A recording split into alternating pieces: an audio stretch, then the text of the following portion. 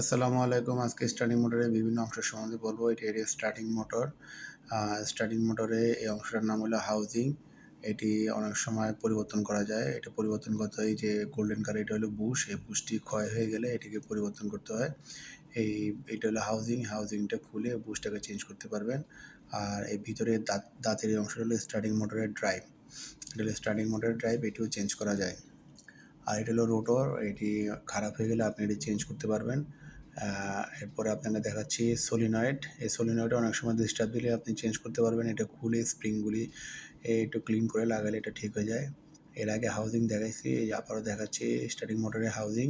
আর এটা হলো electric motor drive. এই মোটরের ড্রাইভটার দাঁত ভেঙে গেলে এটাকে পরিবর্তন করতে পারবেন। এগুলো সবই পরিবর্তন করা যায়। আপনার শুধু অভিজ্ঞতা দরকার। আর এটা হলো কেসিং বা এখানে ফিল কয়েলটা থাকে, যে রোটরটা যেটা ভিতরে থাকে সেটা। আর এটা হলো বুশ, যে বুশের কথা বলছি। আর এটা হলো কার্বন ব্রাশ। এটা সবাই চিনে থাকে, স্টার্টিং মোটরে থাকে কার্বন ব্রাশ আর এই বুশ। আর এটা যে ফিল কয়েল, আপনাকে বোঝানোর সবতে দেখাচ্ছি।